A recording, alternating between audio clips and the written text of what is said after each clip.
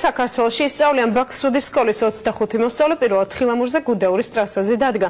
ბავშვებს სრიალთან ერთად ქვეყნის ტრადიციებს გუდაურში, ბეთანიასა და წყნეთში მოგზაურობისას გააცნობენ. კეთე ხიდიშელის რეპორტაჟი გუდაურიდან.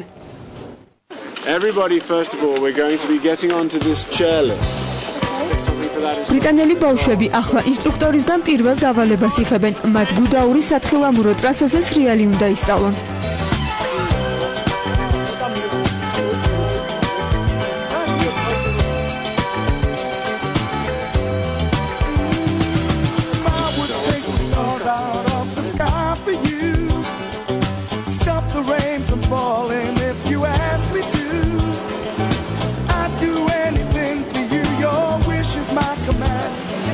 საქართველოს ბაქსუდის სკოლის მოსწავლეებს მასპინძლობს 25 ბავშვი 6 დღის განმავლობაში ქვეყნის სამთო სათხილამურო კურორტებს ეწვება და სრიალს შეისწავლიან.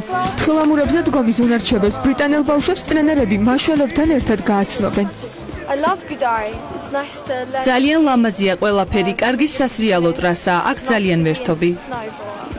საქართველოში პირველად ვარაქაურობა ძალიან მომწონს, განსაკუთრებით გუდაურში სრიალით მოვიხიბლე.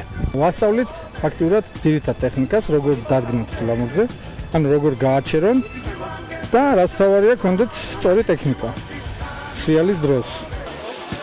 ბაქსუდის სკოლის ბავშვები გუდაურის შემდეგ წყნეთსა და ბეთანიას ეწვევიან. ბრიტანელები ქართულ ტრადიციებსაც გაეცნობიან. მათ ინგლისურენოვანი პედაგოგები ქართული ცეკვის ელემენტებს შეასწავლიან. მეხუთე დღეს კი მოსწავლეები სათხილამურო შეჯიბრში ჩაერთვებიან.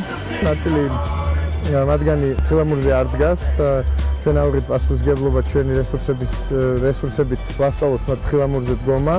ყველაფერი ემსახურება გუდაურის პოპულარიზაციას და მინდა ვთქვა, რომ გუდაური როგორც უკვე არაერთხელ ვთქვით, თავის გზას საერთაშორისო ასპარეზზე იწყებს და მინდა ვთქვა, რომ ეს ბავშვები იქნება როგორც ჩვენი ქვეყნის, ასევე გუდაურის ელჩები მომავალში. ჩვენი ბავშვები საქართველოში რამდენიმე დღეს გაატარებენ. აქაურობამ საშუალება მოგცა მოსწავლეებს ულამაზესი ქვეყანა ენახათ. ბავშვებმა თხილამურებით სრიალიც შეისწავლეს. საქართველოს სამთო სათხილამურო კურორტებისა და ქართული ტრადიციების პოპულარიზაცია.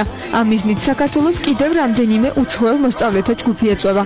უკვე ცნობილია, რომ ბაქსუდის სკოლის ბავშვების შემდეგ ქართულ სათხილამურო კურორტზე აზერბაიჯანელი მოსწავლეები დაისვენებენ. ახალი ინსტრუმენტების სიმფონია და სამიარ კავკასიაში საქართველო პირველია, სადაც